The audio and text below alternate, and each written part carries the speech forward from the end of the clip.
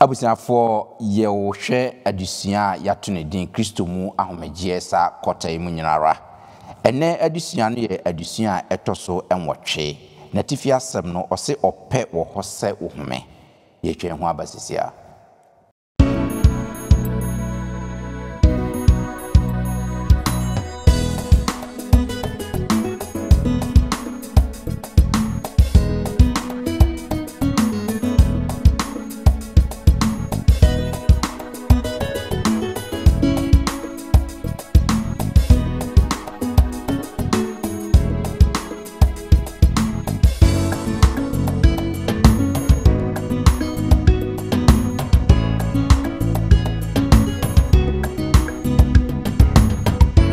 depression actually your friends say Elijah was a brother BIBL that traffic no one will meet me and mommy homie and yeah sacrifice papa we say when you lung disease near Uber can say ebia cigarette ya na bia chew say wo ma kwa me do facility no so abaham ya ye bema munyina akwa aba na fe ye de enchia sonko so ama munyina ye besan adam ase sonko kwan so se de biarada moni yen eyesa adisia yi na kota yi mu nyinara sene mekae no ye hwe Kristo mu ahomegye ya hwe adisia no bebre ene eye adisia no ne toso motwe wose ope wo hose wo home no aboafo sonko ha omoba beboa na ye di adisia mu pensempense mu ede abramu but answer na no mayenkotie enwum every kinsman nchen na omuwia edi mu pensempense mu no ebeto amso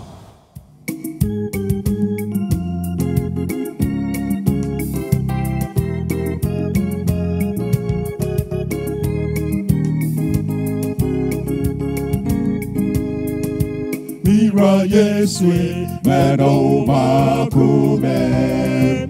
Mira Yeswe, Mesomodenina. Mira Yeswe, Medoma Kume. Mira Yeswe, Mesomodenina. Oda Wudiadomi, Oda Murusui. Adumurusuyi na misaka Yeswe Midi betujum Midi mayeyi bemawo Mira Yeswe Mesomodenina Oda wudiadomi Oda murusuyi Adumurusuyi na misaka Yeswe Midi betujum Midima yebe mawo Mira Yeswe Mesomodenina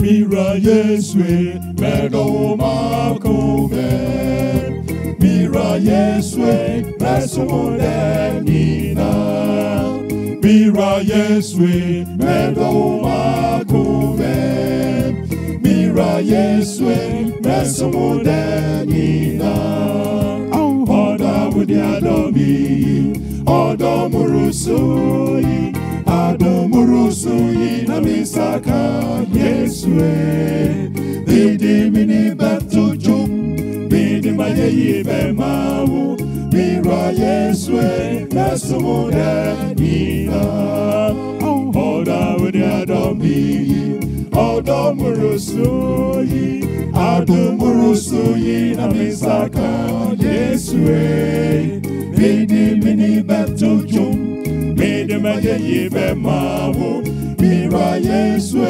Mesomodenina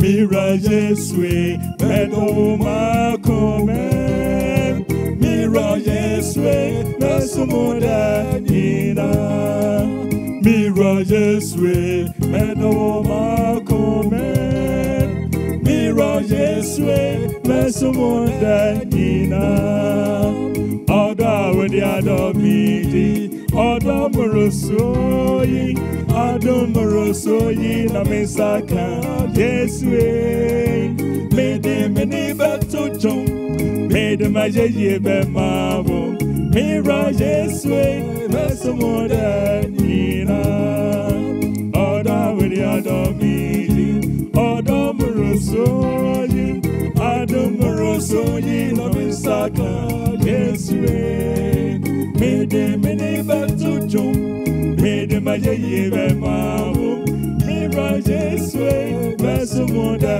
Nina.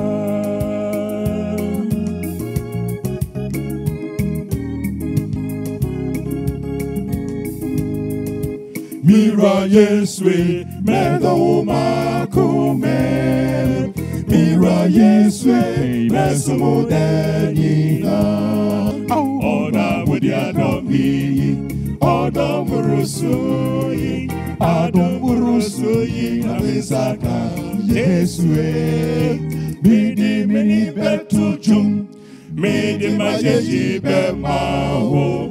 Mira Yeswe, Mesumunda Nina.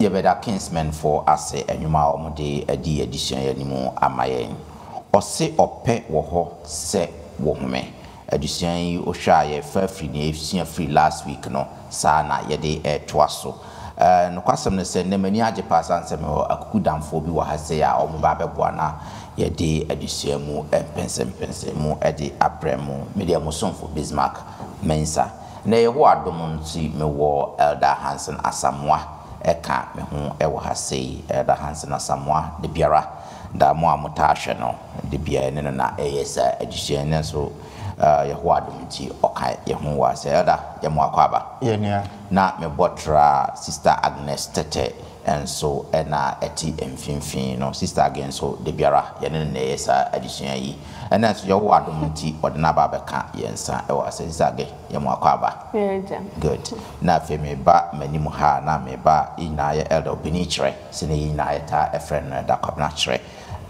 Elder so de biara da ye ne na na eyesa edition then so Elder assign aba say ye no nyesa edition da ye mo akwaba ye nia great medamu nyina ase se ye ton safremu mo aba ansa na ye behwe yen edition ma yen kata ye ne na me ma Elder Hansen e mo mpaye enhye edition ase adofo no mama ye mo mpaye yen srudimafo enyankopon ye ne gya wo sro enen so ye de aseda indika bia ne mawo se wadomenti ye boni nyina echi odasoma ya hoden e de wasem e ma yen se yen fa ma wiase nyina enye tene ayetene enye papa bintia na mo de fa ye so se droben enu nti bi ya dwen mu ma wasem no enta ye ketrema so boa ye na ne ye beka na afoforo nti na yankasa so emfa bi mobra na ye nyina emfa wasem enye nantie e wo boni wiase mu yeda wase so obi a wotie no wo de be ya yaresa wo honhom ne honamu aman e wo Yesu din mu nti amen amen great mesan amamo akwaba biom say we shot last week edition na ya edition to so enson fat na ye hwe Boniface ne gina Boniface kwan ya Boniface e fa so na esa ye yare na fe esa ma ye ahmeje esa de to a Joseph edition na yesua previous week no so ma yibi hu say Joseph de ni nuanom de ye ni nyina no wode won bone e de che mfa ye hu se wode bone cha nsunsu anso a ba wa ye de ache wo no so na wo nso a ye de oboni afiri no so sa edition na ye edition ehu hia pa yi ene de no nso ye another powerful one or say free to rest and say ope wo ho se wo hume vasa wo hwe edition na o ma ye nsem bia no kwasem ne se de pa yi Yesu Kristo ba ye no woni nipa bebre na enya ehyiaye ayarefo bebre wasa ayare bebre omo ana omo yare adun pempenso a ombewu nyina no Yesu Kristo esa won yare ema omo ahmeje no kwasam ne se ebi wo ha odinanum kasa enesa omo yare ebi no nso a odinensa esomu wasa omo yare ebi no so a se ordinary okasre mo se monko na mugidie ebesa mo yare ampom na mkwan so a na omanya yare in fact wasami ma yare ma adefo Jewfo omomunye Jewfo omomugidi omomunyindi in fact all manners of sickness bia eba Yesu anim no otimi esa sa yare na sa na otwimu ye be hwe two different ayaresan bia Yesu Kristo de maaye na yehu adusia betimi asua afri sa ayaresan no mu baako ose na ne symptoms no daadi niema eche so yare ni nyina daadi mo bia hu se we ye yarefo baako nso de na wo nse da hu symptoms no omu nyina so mre papa mu no Yesu Kristo so mo yare adusia ben na betimi asua free sa ayaresa mienu we mu na sa na otwimu ye pese yehwe ena afi nkorabata bia ekekakeka ho enti yemfa sa adusua no nko awie no na afi yetimi anya adusua pokese bi asua afri na otwimu adusua no mo yanka abosam no yebefa afri Psalm 27 verse 1 Psalm 27 verse 1 say age waye kradwa obetimi akan yanka abosam no ede amaye Enyum aduonum so yimu baako ose Erade ne me han ne me nkwagie hwan na me nsuro no Erade ne me nkwa ho odin hwan nim na me ho popo amen amen great way a powerful statement you for free extra you for free psalms and woman mo now hwe se ne addition esi kona se ne the Lord is my light and my salvation whom shall I fear the Lord is the strength of my life of whom shall I be afraid na kwasam se nyankopon ene wo nkwaje ne wo haya menye sure se bibi wo ho e wosa wo popo e wosa agena bi ekoyanim no ye benya adusua bibre afri mo ye ndi kan hwe ye adusua no en free ne sei first of all ye hwe ade bi esi wo Mark 2:1-4 sister age se why kradra ye hwe ade esi wo honom na afei ye hwe adusua betimi asua free e honom Mark chapter 2 verse 1-4 or see healing rest and as ayaresa home yenhwe se ne niamasiko hormo Marko etie mienu tichemu baako kopem nan etifi asem ne se obubu ani bia yaresa o se na nabi atiri no okọ Capernaum biom na wote se owo fie na nipa pii be hyane enti wansene aboboa ho mpo na woka asem no kyerɛ won na wodi obi a oyare mmubu a enipa nan so no bre no na nkrofuko no nti na wontumi immen no na okopa edan a owomu no so na wotu tokro dikete a obubu ani no daso no famu jaja no tumu amen amen great sister age one na okan ma memfa nsha se emfiri so edie be na ha sei AC ewo abasama wakan Onya besmak me dance se ya ken kansem na so bubu ani bia yaresa na Yesu osa yare bebre na onwani na fofo nan no mate se Yesu aba osa yare na onwe yare ono kasa ni boni bi na waye na aba no so ntia doctor for declare parasi for so simfam ban nchani to ma ato ni pa hwe kro bi amfa ne nya hwe enso na da fofo ni nya agidie na omo ka kire no ogitu mu se omo mfa ne nko ba bia na Yesu wo no enso so senia na atinka sam ne kase enipa ne dose ne nti omo ejidie nti omo de onwe efa edan ne so na omo de ne simu ansana Yesu etimi ehu no na adisia kaka mesia wa ha ne se enwafoi anafofo no na omo dwe omadamfo no ho ankasa sometimes obi o ho no ma oyare afa ne ko bisa na oyeden nia esinu ne epetie na nya nipa na yaresa sometimes so obi yare abetimi akonro mu obi o ha omwa no de bia obebo mpa sometimes yen mpa yen kwa e bia se ka otimi ye bibia nke betimi abo bia sometimes no hia bibi o hia nkasa ho e bia bibi no ntimi ne obetimi aya abo nipa no na fofoi enya akomapa e de bo madamfo de omo ba Yesu ho no na Yesu so de ne ba ye no o se ohun se na akomamu no o hia bonifa che ansa na wasani yare nti sometimes se na wo kan yare ni bi wo ho a e deadi yare ni bo nso na de wo mse na ono obubu ni ya ne dead but na ohia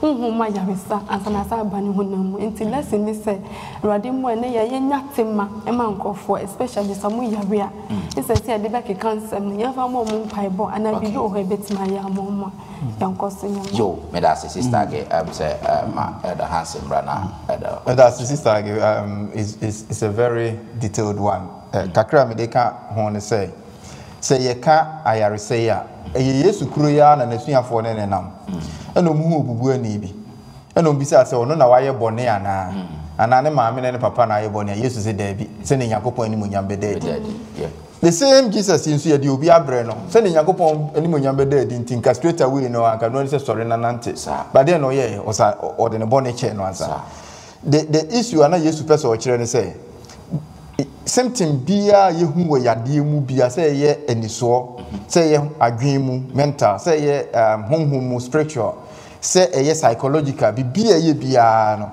ni root cause no ifro say for no na either say ye boni bia yen ayaye ana say obi aye ana say e wo ye jeans mu de ntia boni abefra ye jeans mu yade abefra ye jeans boni ntia anya sa enti ne Yesu odi kan ye ne say o de boni che enti root healing bia Yesu beye bia ne di kan pa na otikura na ye o ya odi kan e de honhom mu de no ene adwen mu de no echema unya saa rest no ansa honam mu de no aba na ne Yesu mpese yen ye be ye ne se yen ye nipa yen nim ne ekoso ye no ye be point hands se wo ni bi na ama na aba enti no ka kire asuafo no se asuafo no be bisa ye no ka kire o mo se don't attribute it to bone nyame ani mo nyame ntia ba se ba me manimu dia me de bone che answer masa hona mu yade no which is very very important it rest we say no the question obi say question bi wo say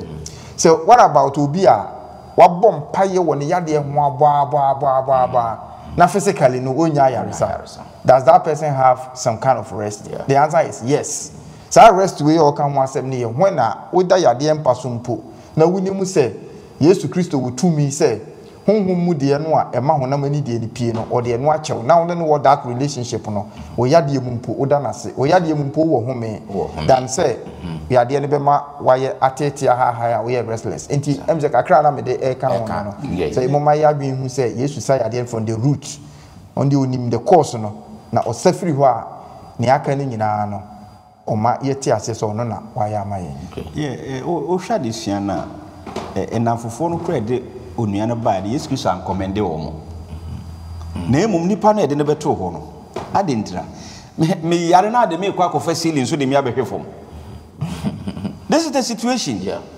enti sa de yarefo no wontimi nantintimi ka enye hwe no e ma akwa se ne nua no mutu ceiling ne mfa no mfa soro mehwefom no e meto Yesu Kristo enim no the probability is that obeja no kra behwa ma wobubu kra ne wo ho sa neso ko nyagidie se wo de mo fa me nko anything Yesu commende no coming to ayino bonifefiri no ade abonsam mpese nyame de e boni ache Yesu Kristo dwumedi obasa se so obedi ye nyina se wo de ye boni ne enfum so obeche ye na bonsam hu sa wompe anything mra Yesu Kristo ka se wo de oba wa nka bi se be do boni aye dey afiru afi farasi fo na ne wo fie ho ede be no muka na we kura do ofri hin no de obi boni beche no wo ne hwan no anu Yesu Kristo esom no wo ne nima koma mu nsem wo ne nima dwene mu nsem enti emra akwa ne omode no ba no na wanya hunu wo boni oye nyina ho wate nka se papa bi wo ha me kono ho amenya nkwa eni nti wo mom kwa se momfa me nko na wo de ne ba ye no wanka se wo sayare no nko a Yesu Kristo sayare a in totality wo sahonemu esahonhum de nyina eno ene ehia enti wo ye sa no ema nipa wo ne nyina hu se wo mse na ho akora ni nipa be ni otim de boneche no sayare e bin see that the first time that's it acho unim gaga mekani say acceptance is very very important so one jan tum say wo hawa nyame bede no ayama enti adisa kaka me se me kan say ye betimi atsa nyame ason dem ti say ne eda kan farasi fa no muton no any atrofo ne so mu nya no mu wo Yesu nchan enso so omumu no na nwinwi ni niama bebre wo mu a omo ntimi nsakra ye ambo omo in the end but I nipa we say na think e kwan po for us Bible accept say there is no one obet me amma me home any ayare satisfy papa we ti e bet na ha na enye nyame mu gidi accept say ye hia Yesu anhwe wie na mbo aye. Yes.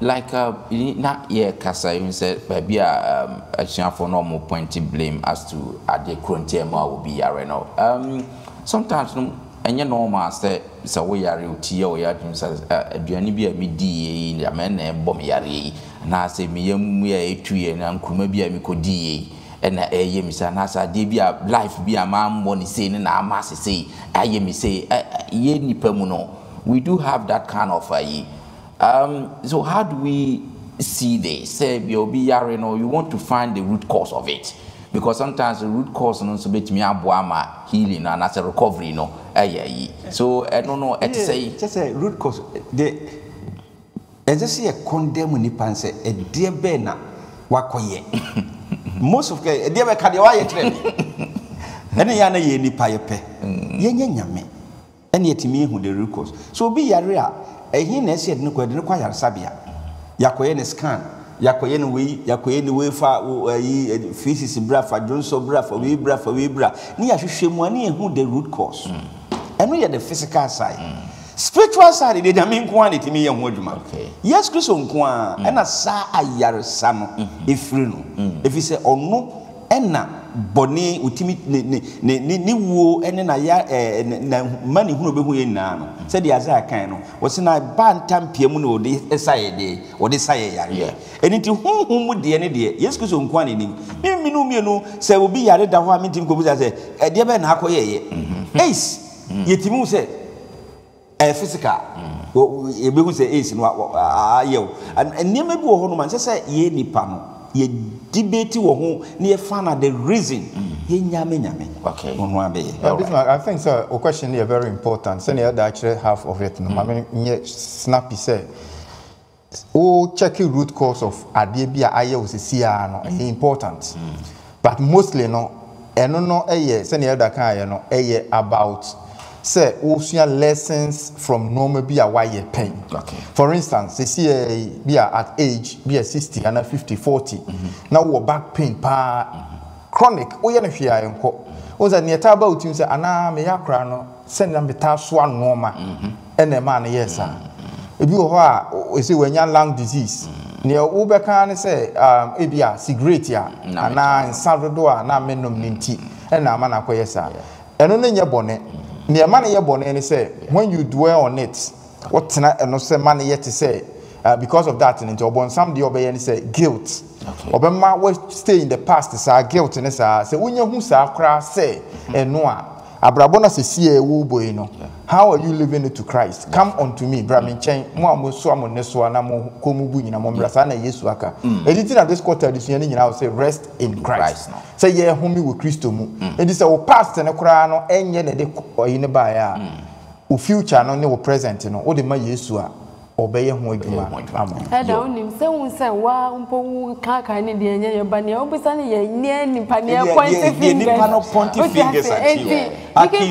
Looking for the symptoms and why are you but there's nothing wrong but when you start to judge according to your when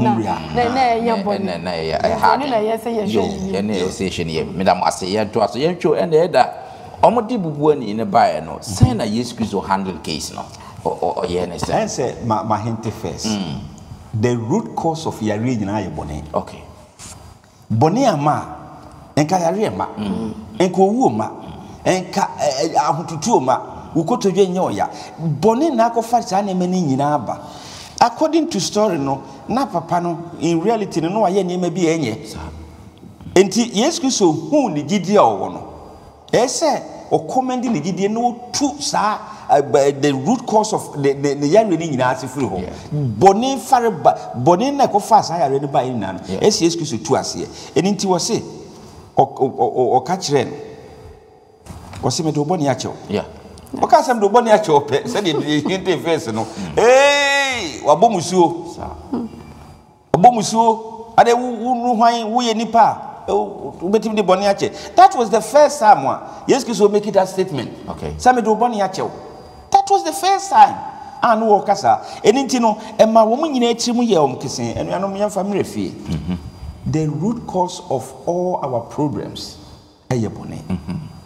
It is yes Kristo e baye mfimfi na obekasa be de mu nyina abone achemu a na chese wo ma ya hoto ene asomdwie a ebi ni honom sese ye dwene ye bone ho akwana nsia de ne beto na wo dwene yi papa yi obeka me bone ya kire me obeka ne ma me ya kire me yes Kristo de nim a odikai a sure o mani nya hotoso o mani nya awrehemu wonu mu na o ka chense ho de bone ya chew ene ntia de sua no ukoso a o se wo mu bisa se ho na tim de bone che Jesus came o se me bai said the beya obenya nkwa no manya nkwa no mroso na nkwa no mroso no eniema bi esi nkwa no kwa no esi Yesu Kristo yifiri ho ba ko ne yareye ba ko ne wowo etu de ebo ne cheya wo de sa na eme ni nyina ayede acheye what can be was instead of immediately treating the obvious effects of his disease, Jesus goes straight to the root, what is bothering the man the most. De na papa no dwene ho pa no eye ne bone. Into one would him so no anka so no obu no hofo boni na akofa saa de we dia breme ye papa wo be kan nipa mu ha ebi adoa ye na ye so serious ye kan nipa nu ya sare kremba na so Yesu Kristo o ka che o se me do boni a che onya sumwie o boni nyina mbia che o se wo ma kwa akra me do afa sili no so aba ha no enu anum to obi o be ba ha sore ha bia no se watu ne na aba ha no no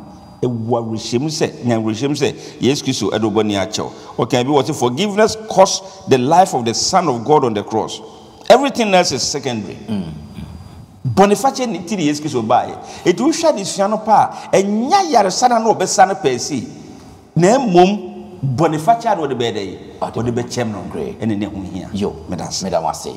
Na me share this am ka say yaresano ye hu physical ones ye hu say Yesu Kristo asa obubu ani ni yare ba ko nso wo ho a eno de wo hu won shedam fo wani hu symptoms no se ne esitie ye ba be ko no fa me sua du sanu mo say sa we nso na ye yare because no say na me say sa na Elijah de no na ye yare yes then share why so what was so as okay kan in 1 Kings 8 na ye hu Elijah ewa ha sei Elijah onyankopon ya anwade na nim ono ankasa ya anwade ni bi ama obi agi na tum se nyankopon na odi na gi na ye powerful enche na fe Jezebel nso ehunahun Elijah wa 2 Kings 19 no ede kono na fe Elijah sayare wi na wunhu no ebi a che Elijah in fact I should the near nim I see depression World Health Organization just a depression ya de bia say leading common illness like there be millions of people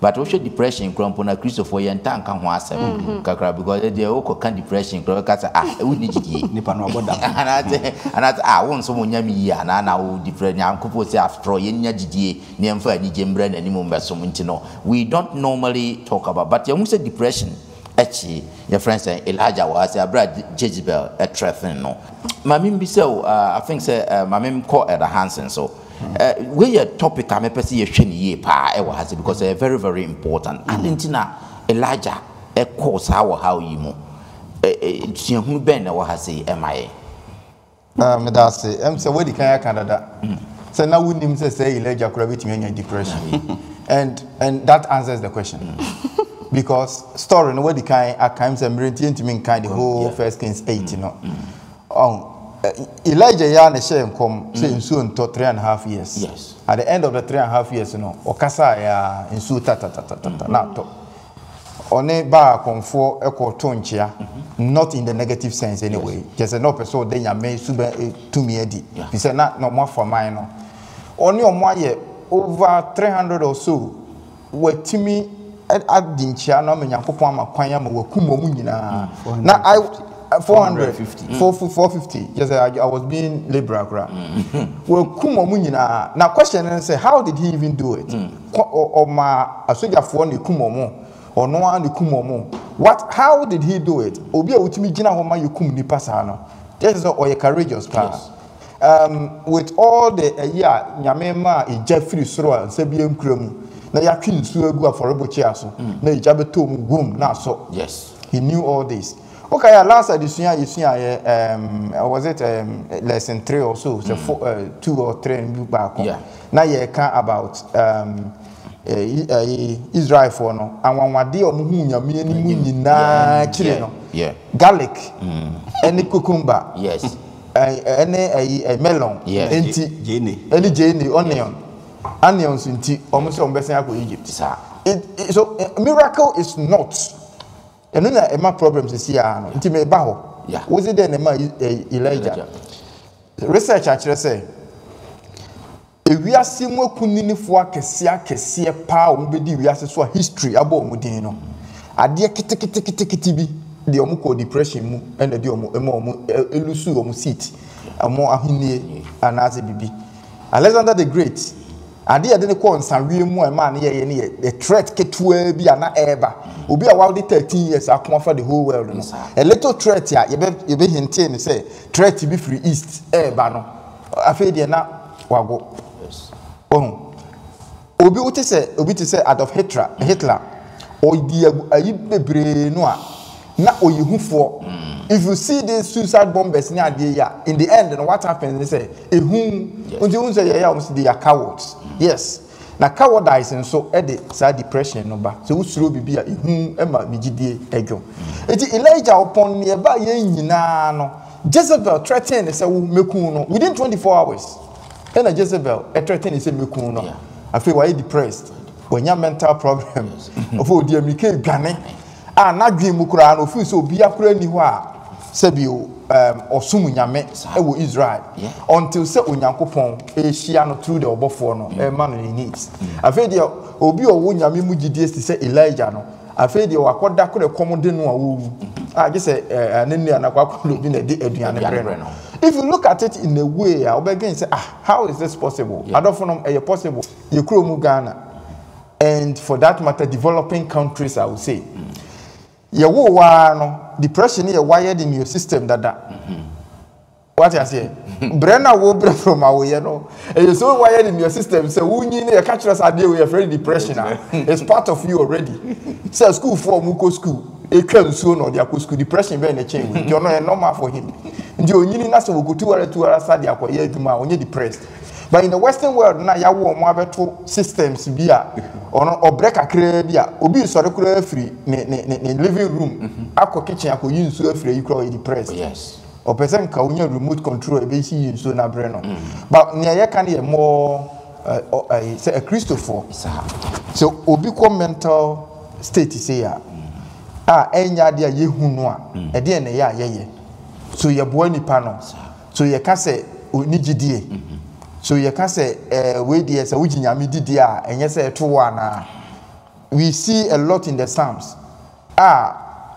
Akrefo no mo kiro enyom ngoma no. Asaph ene David ene asofo no mo kiro the Psalms no. You see their frustration sometimes. Ewurade mem twan wo nkusi da ben. Adan na magwi mu nyina aye me hye. You see that in the Psalms. So no mo nyame di pa. Ti adofo no so unya mental thought unya thought na na say bibi ba wadwin mu no adwin mu enoma no enye bone per se from there because he nipa but ne wo year after that no ene ma ne ye bone. Do you doubt the presence of God? So e basa na wadwin mu ayokesene ne bills na ba ye twin wo fie wakoyo o maame aye wo beduru ye wo bag kura wo mie so the next day na ya fro say wo papa ewu ye de ne ko she fridge sika na wo de call ye nyina credit card na de call ye in the end no afi na wo be kon sa aka no but o sen adwen kwan ya wo fa so akosie no at the same time the bills keep coming at the same time no uncertainties are coming in all aspects say e basa o Kristo ni he na wo ko adwen be na ba utim what do you do and no na wo can say we can run away to say Elijah ran here or gane here no but untimi nwane mfiri nyame anim nti no o say ade nyina ho da ho na so abuo woni ne no wasem nanim enti come unto him rest in Christ bra na ka che ne say wo say ade nyina mu no wonsa oso wani abue ama Yesu frɛ Yesu enunti wo beye Ewurade na wo mrepam wo beye so wonya sa assurance na ene de rest eba wadwen mu na ma hu se nyame ye so agidi se nyame na aye yo me da say the Onua Hansen can to be events also affects emotionally no and you may be happy one certain say the Onua Hansen can etimi affect you na no nkyere say it will be brief momentarily ebi betimi happen and toaso nanso ade no happen ye no reaction a wunya ye no ebi ne de Elijah enya ye so when nyame nante just say he was now spiritually strong but aha na esi ehwe ni ye a Christopher when do we think say ye so giant in spiritual matters say yentimi nhwe ase ana yentimi nya depression all right na yentimi enwane mfiri nyame anim any time in our life no something can happen we say to the big ba na ye business meeting who free akọnukura no we depressed it never be brave timi course but thank God they say the name be anyame di echi okay or ye yarsafo emotionally no osaya yare physically osaya yare spiritually osaya yare okay bibi kaka se won se na lisiane ka se yetimi di nyoma bebre gu yan ho so depression is obeye adwuma bebre obeye sometimes e bi mu da dro so enso ni nyina na ntimi ma yan ho me age se yakopon mu die nti nyame hu ye mabọ na fa yan ho nto ne ho so ye amen it just say Bismarck it just say the more depression ne beba na adwen mu no ma ne beba wo be try say wo be resolve it abra nyame asem ana nyame nka ho no wo ye no worse because solution ya wo the human ayibeye bia no e compound say o wira ho na kono mensa guso a say wo mana kwa what happens in say wo compound no wo so na uti yo ya na ye mo wo ko da duro so a enka say duro no ebi wa wo ye ne hwe nye yi wo be da so but say wo be nyame anim na wo me nyame ma home ma da home no a you don't do extra say wo ko ya de foforo bi dia be cover so I say wo ko je bosia de akutuaka say na ya yeta ye aha it doesn't solve the problem but nyame ena ema ye nsa home yo me da mo ase pa me da mo ase say mo ye na sa de amaye so ye hu Elijah senior why depressed na ye hwe we say before you move on and afutu ben ena betimi de amaye hu say ye Christopher sometimes we are too quick to make some people believe so some nyame ana so gidi enya strong when they are going through certain difficulties so at say because any asem be free onu pa na watimi yes I say onu pa that says onu de wo no you stronger in terms of faith than onu or that situation no mo afutu ben e betimi dia amaya ankasa ye ho ye say na obi ko bibi mo ye say yes osom nyame Elijah was depressed. At a point in time, they were depressed. Sending approach some of this, and now Emma no kasa ne sene a bit me aboa for front. So you should Moses with dim wenimusa. Kakana promised land, you do. Nyame se fa pomano ko chireso. And no matete omudi e no nitino. Oko every day be amene me yiri nyame say Moses woni ni podi ka twa Yesu Kristo ma. We say yes Christ said the rock no and I dim hono. Many the rock no. Fapoma ko kire so ma yes Christ ma muzu ana wakotwa na ma. Oh, anything no enuanom said the nipa yesiti no we are quick to condemn. Yeah. But slow to forgive. Nyame so ntesa. Nyame wo fa the package ni nyina from the beginning no to the end. Yes, so you fa the beginning no ana condemnation ba. And into whatever you do after the condemnation no it will never impress anybody. And it ya na to be etimi maye depression. Wo dwene ho a wonte ase. Etinam wo dwene maye kusanti. E to be nipa na wakonde wo hu no kura na ase wo pese wo de bibi kura ye dey. Ebo ni tirim kura pra no. So, enti no ese ye to ye bo ase ye ma wo nyame su no. Entra ye mu. Enyira ya de bon ye fo. So the Romans can say so that we have all fallen short. Enam bonenti no. Onyame no onyam na dey aboye. Enti na ese ye hwe yie e wo mra ye pointy fingers e wo be obiso. Yes, Gaga Mekani said we should use the Jesus' method. Ono hu ni pa de humo bro e no do. Enti so bibia to me no. Se wo ba ka bibia be chichire me re empa bo bia bo ma me. Se hiade bi na ese o ye ma me bia me ntimi nsobe wo be ba be bo me fie. I see ho ama me. And sometimes we just need to keep quiet. Yeah. ya ye kasa dodo also fi bi o say dey bi ango fu wa na ko chichiro mu no ni ba wu ye na si ma also for say mi den dey ya che o dey oh sometimes we been to wa won say ne tie inti onu mi dey bi as we be ka say okay dey atu ni nti ase ba ni ameka ni say nyame nhya wo dey because say you see we be duedue mu aka nsa ma wa hwa wo be ka ne ni kwa say so waka yeah Christopher yema nyame don entina nyame right and as a minion maka the other part no from wo point no me so me dey ba on the other side say wo ade na to wo no wo feel depression no asem ba kon say obi ate ase ne say opa ye ntena ha asem we ye say school lessons nyina ye ntontwene na the whole year enkosi say December beba no ye nka we nko a you will not get 100% say nipa be success suban no what people will do to you you have no control over it but once you are amanfo etnet no monsa saa no yes wo so no the question is how do you react to it because say what ase say ye di obi akwa sorry ye nyina ye ba sorry ye nyina ye sua bible ye nyina sua Sabbath school ye nyina bompa ye but say suban wo ho.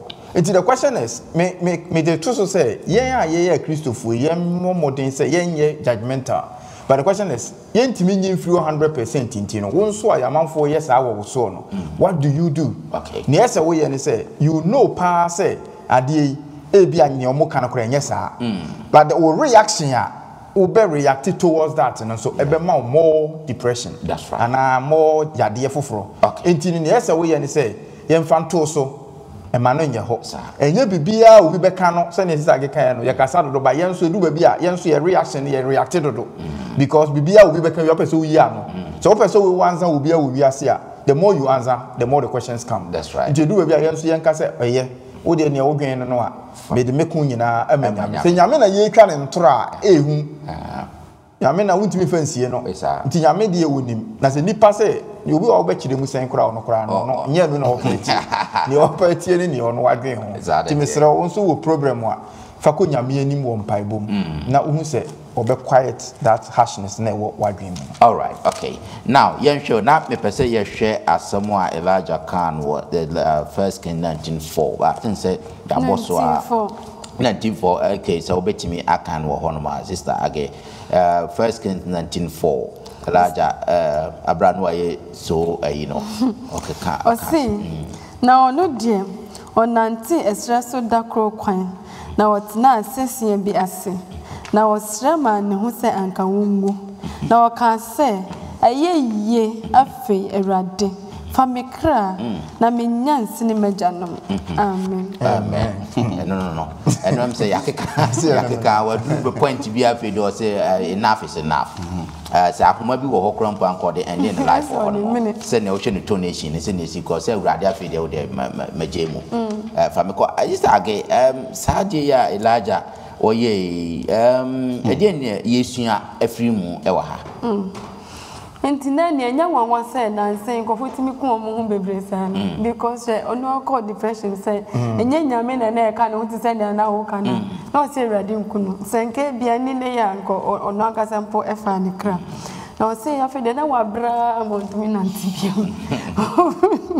na obia ti say na e da ka nyema bebra wa ye awoji nyame di hwe ne na obre wadwani nso na wonyanom hwe oba kuna fuyi a na ohwe Nyama bibria waye nenka ba ne sen afi de onde wa bra wa nanti ampa untimi sponsor bi mu enti afi de na ono ti hono eye de yase wodi nkofo hwamo hwe no otimi gina ho kasa ye ma ye bu nsuo ene gu ya nyina so ama ye jasa abaye afi de ono nkofo nya ne mu gidie se Oba jina nyame asem no mo so edi nechi no na odwane enti sometimes here Christopher so how be bad is na eda kan wa jama ho ama ebu kon guilt na show so ubu hu fo dodo ama wan say me pa me ne de ni kwasen ka me yese ba ye nipa se ne atu Elijah na ebetimi atoye but no ka bibi wa disenu so see the good news is that the great healer doesn't condemn Elijah.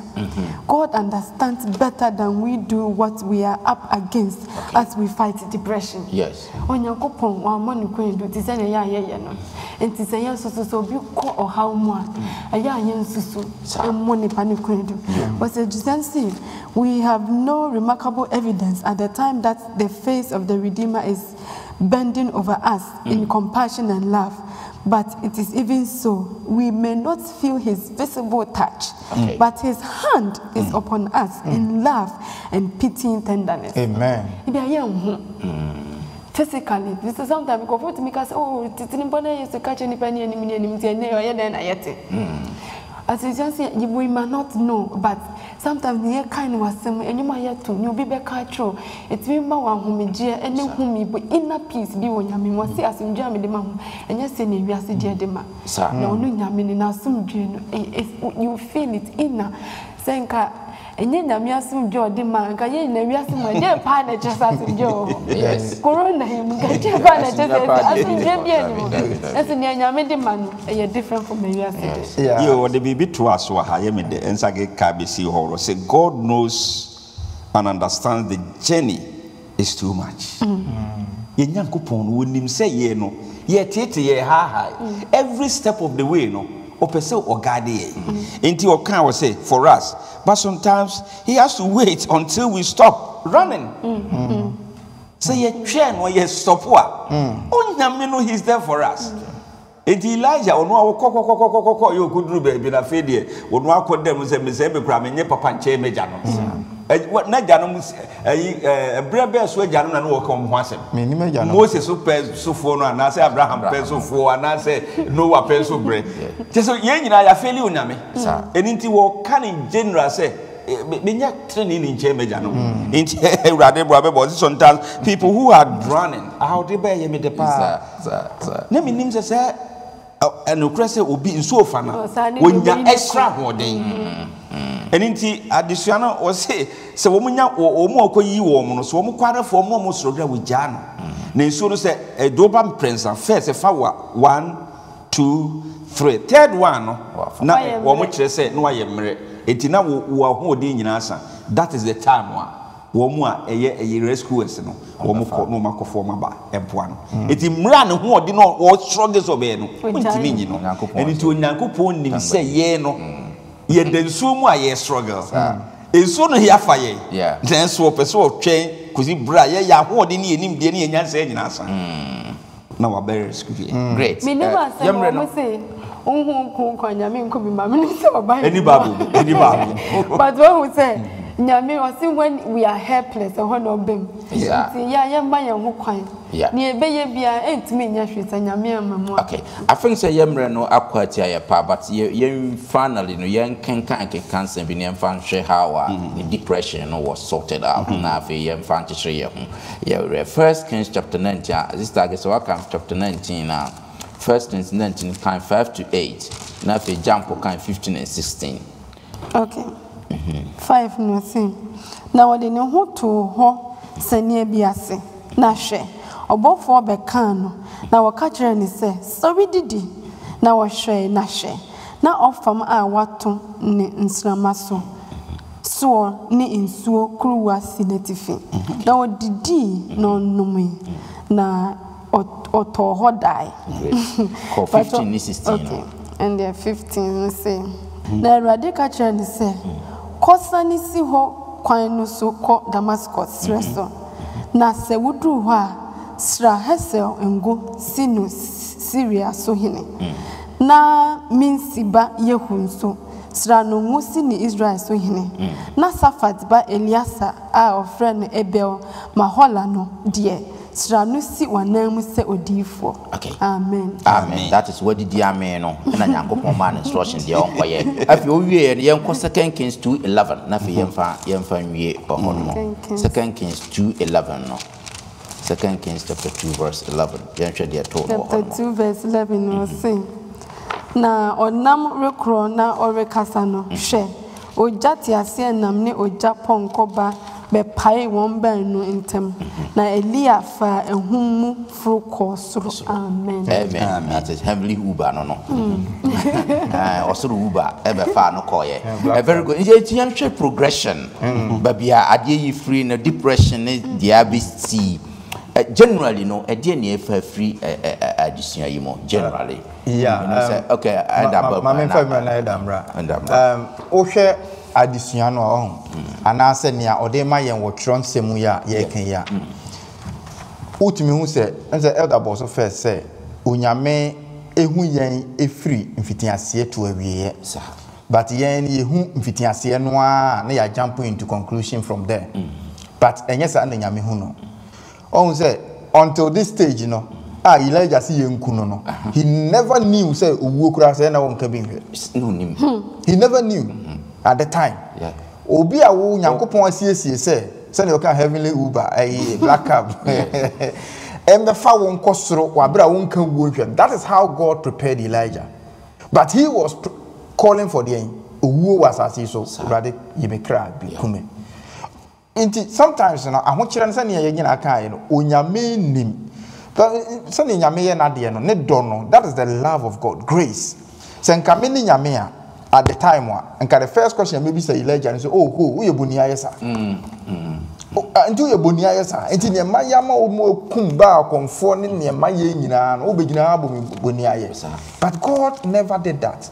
Ni onyame ye ne say with your brokenness wububu no any or how that wo so ni nyina no onyankopon ba or the resource or the muaye ne bro enti na o komode ne no or the duane ne bre no ohia ngia no or the ngia no ne bre no ebra so ye no na Elijah mie na dwuma enti so wo how bi mu a no matter what mbobo nyame sobo because onim ne wo do wo beye empo so wo mu mpo a na kire se wa wie ne wo ya wo ko home eternal rest. That's right. Akosi se wo be di da ensa da wo ni ho biem the ultimate no na Elijah nim but oksan kire ne se koye wadwuma we wie na wo wie a second kings ne kire se afi de wo wie adwuma na me share wonsa no abefa wo great yeah but am pese atwen adwen sie ne de odi ende se na Elijah anwie na adwuma on se no krese no nwie na adwuma onyame wo purpose Elijah onu ankasa ne replacement kra na mai de obedi Israel for so mai de wo kwa kodi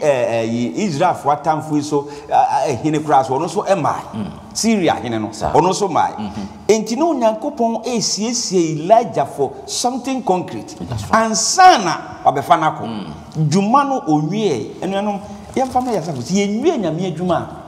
We cannot run away. That's right. Etre be you be elder. Menye when mo ye hamadwen nyame se so yiwa obeye. That's hard. So when you nwie adwuma na anything no the package of God no ye nipa ye ntiase. And elder sorry ye man nye e so. The package ye man nye for the package no se nyame nwie ya onwie wo wefu package ya. Hwe Moses was a rather Miss Roma Kokunu Kena.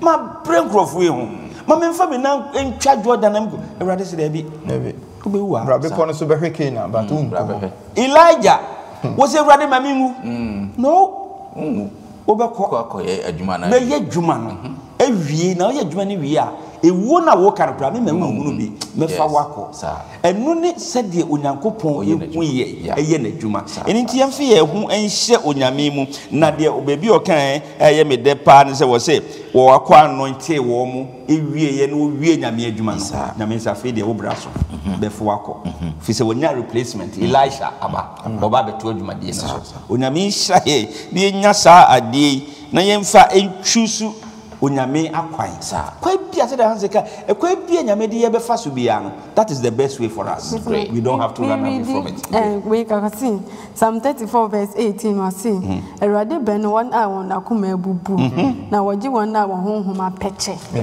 na Matthew 5:3 nisisi what so kan was say 3 nisisi instructing woman here for now one was trying hine ne ye one dia it doesn't matter or how I will come bia no Yakopon oben won nyakotoso ewuno na obisha for addition I the pa menya nanka ye sorry so na so yemre no atia ye pa ya think say lesson 9 so ebeto aso sa o say ohome nto ato aso no eno ye lesson 9 I no so beto aso sa minim ye say ya hu Elijah addition no pa say depression awko mu nyina ni solutions okwan anyankopon fa so e sort to depression and in fact yesia addition bebre was a lesson we mu minim ye say ye befa mu aba na yenso ye de akobobro onyankopon enhira mu nyina ma yenkate ne na openi chire enhira so krama ye nyankopon ye nyina ye ti say Elijah o ye dwane firi odwuma ho ehu ma ye gidi edwo ya basem bu eye no kre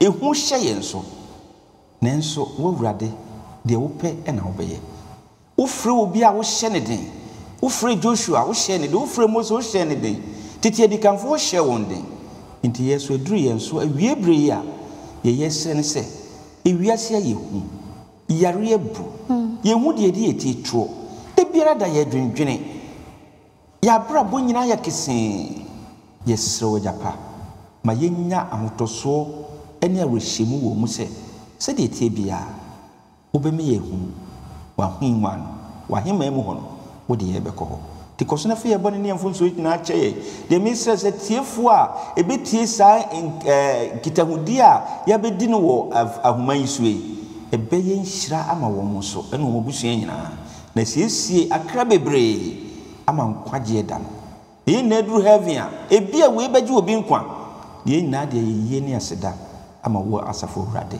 sɛ wotimi ade nyinaa yɛ o yɛ asetrem hyira yɛ na bɔ yɛ ho bae o Kristo Yesu de mu nti amen amen